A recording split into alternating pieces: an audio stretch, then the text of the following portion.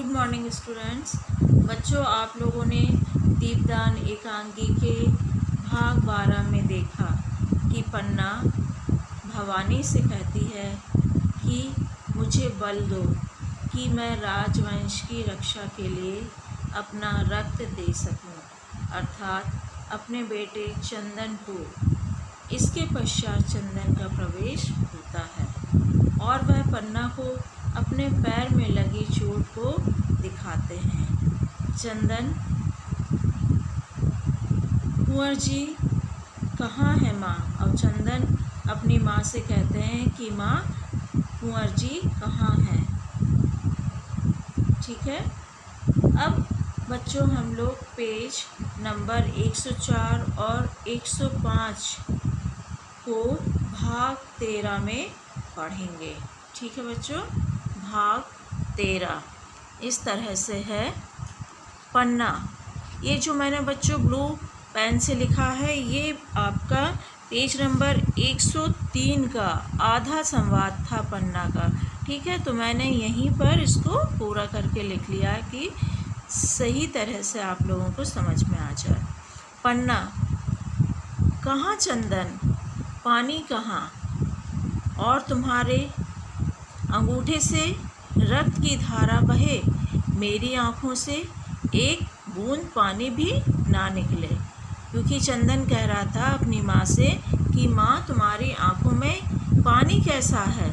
तो पन्ना क्या बोल रही है कि तुम्हारे अंगूठे से रक्त बहे और मेरी आँखों से एक बूंद पानी भी ना निकले। चंदन, ओह माँ, तुम तो बातें करने में बड़ी अच्छी हो। अब मैं बड़ा होकर बहुत सी जागीरें जीतूँगा। माँ, तो मैं तुम्हारे लिए एक मंदिर बनवाऊँगा, देवी के स्थान पे तुमको बिठलवाऊँगा और तुम्हारी पूजा करूँगा। तुम अपनी पूजा करने दोगी? अब चंदन क्या कह रहा है कि माँ, मैं जब बड़ा हो जाऊँगा तो बहुत ढेर सारी क्या जीतूँगा? जागीरें जीतूँगा और एक मंदिर बनवाऊँगा और देवी के स्थान पर किसको बैठाऊँगा? माँ, तुम्हें देवी के स्थान पर बैठाऊँगा और तुम्हारी क्या करूँगा? पूजा किया करूँगा। ठीक है। तो पूछ रहा है, क्या तुम मुझे पूजा करने दोगी? पन्ना, तुझसे मुझे ऐसी ही आशा है चंदन। चंदन, यह मत समझना माँ कि मैं जागीरें नहीं जीत सकता। उस जंगली खरगोश की तरह तेजी से दौड़ सकता हूँ, आसमान तक धावा बोल सकता हूँ। अब चंदन क्या बोल रहा है अपनी माँ से कि माँ, मैं तो ये मत सोचना कि मैं नहीं जीत सकता, मैं तो उस जंगली खरगोश की तरह तेज दौड़ भी सकता हूँ और आसमान तक धावा भी बोल सकता हूँ। पन्ना, अब बहुत बात ना करो चंदन, रात अधिक हो रही है, सो जाओ। कुछ आहट होती है, मतलब कुछ आवाज़ आती है। चंदन, माँ माँ, देखो उस दरवाजे से कौन झांक रहा है? पन्ना, कीरत बारी होगा, तुम्हारा भोजन उठाने आया होगा, मैं देखती हूँ। उठकर देखती है। चंदन, कोई और हो तो मैं अपनी तलवार लाऊं? पन्ना लौटती है, कोई नहीं है, महल में किस का डर है? लाल, तुम सो जाओ। चंदन, कहाँ सोऊं? सज्जा तो अभी रसोई घर में ही होगी, मेरी शैया ठीक ना की होगी। पन्ना, तो तुम कुंवर जी की शैया पर सो जाओ, शैया ठीक होने पर तुम्हें उस पर लिटा दूंगी। चंदन, और कुंवर जी बुरा मान गए तो? पन्ना, मैं कुंवर जी को समझा दूंगी, तुम्हारे लेटने से कुंवर जी की शैया मैली तो हो नहीं जाएगी। चंदन, तुम बहुत अच्छी हो माँ, आज कुंवर जी की शैया पर लेटकर देखूं। अब पन्ना यहाँ पर क्या कह रही है कि तुम किसके शैया पर सो जाओ? कुंवर जी के शैया पर सो जाओ। तो चंदन क्या कह रहा है, अगर मैं उनकी शैया पर सो जाऊंगा तो कुंवर जी नाराज़ तो नहीं होंगे? तो उसकी माँ क्या बोल रही है पन्ना, नहीं नाराज नहीं होंगे, मैं कुंवर जी को क्या कर दूंगी, समझा दूंगी। अब तो मैं भी राजकुमार हो गया, पर मेरी माला, राजकुमार के गले में माला होती है ना, तुमने मेरी टूटी माला गूंथ दी।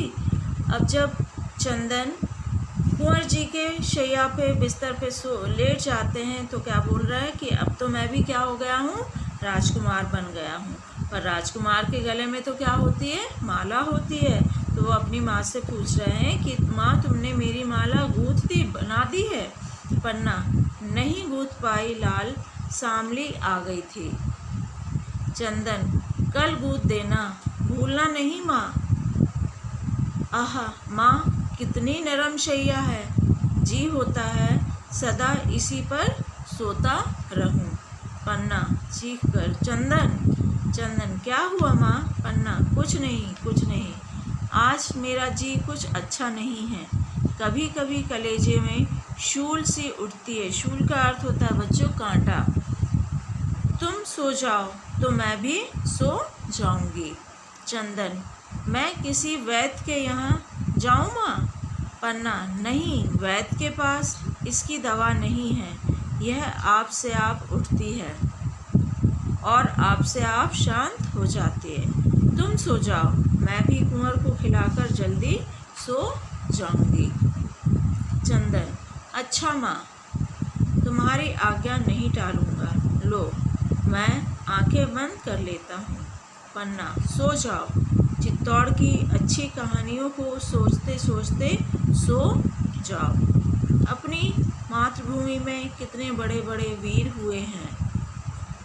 बप्पा रावल, जिन्हें हरित ऋषि ने दर्शन दिए, जिन्होंने मेवाड़ की नींव डालकर विदेशों पर चढ़ाई की और उन्हें जीता, इन्होंने ही पहले पहल अपने आराध्य देव एकलिंग को मंदिर बनवाया। राजा नरवाहन, जिन्होंने अपनी अकेली शक्ति से अनेक शत्रुओं को पराजित किया। राजा हंसपाल, जिन्होंने अनेक राज्य जीतकर अपने राज में मिलाए। रावल सामंत सिंह, जिन्होंने गुजरात के सोलंकी राजा उदयपाल को युद्ध में। अब बच्चों 105 का अगली पंक्तियाँ आपके 106 पेज नंबर पर मिलेंगी। तो पन्ना क्या बोलती है अपने बेटे चंदन से कि बेटा तुम क्या करो, अपने मातृभूमि में जितने भी बड़े बड़े वीर हैं उनके विषय में सोचो और कहानियाँ सोचते सोचते तुम क्या करो, सो जाओ। ठीक है बच्चों, ये यहाँ तक का भाग 13 तक का आपका यहाँ पूरा हो गया है। ठीक है बच्चों,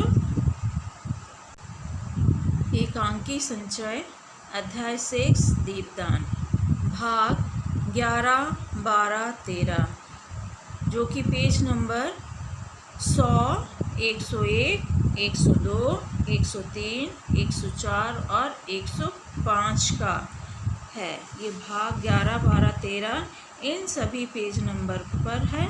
ठीक है, और आज का आपका गृह कार्य इस तरह से है बच्चों,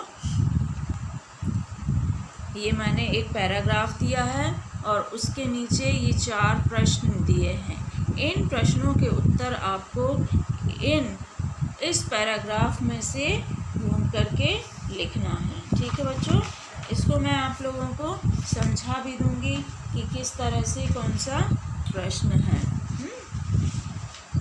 चलिए अब आगे देखते हैं पैराग्राफ क्या है। पन्ना का संवाद है ये। ठीक है, कीरत ने अपनी टोकरी में कुंवर को सुला दिया, ऊपर से पत्तलें ढक ली और उन पर पानी छिड़क दिया।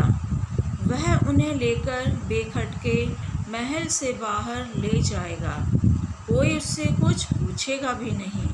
कुंवर जी बच गए, कुंवर जी बच गए। बच्चों ये पेज नंबर 100 का है आपका। ठीक है, पेज नंबर 100 का है। अब ये जो पैराग्राफ है उपरोक्त दिए गया अवतरण, ठीक है, के नीचे दिए गए प्रश्नों के उत्तर हमें देना है। तो पहला प्रश्न है उपरोक्त कथन किसका है। तो ये कथन किसका है?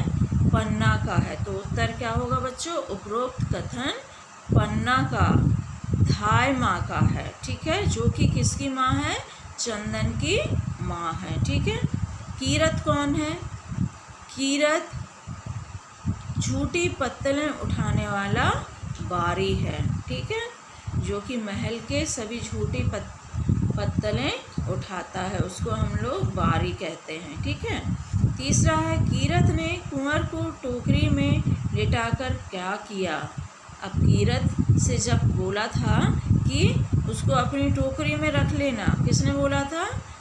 धाय माँ ने। तो कीरत ने कुंवर को क्या किया? टोकरी में रख लिया, उसको सुला दिया, उसको लिटाल कर क्या किया? ऊपर से पत्तलें ढक ली और उन पर पानी छिड़क दिया। ठीक है बच्चों, चलिए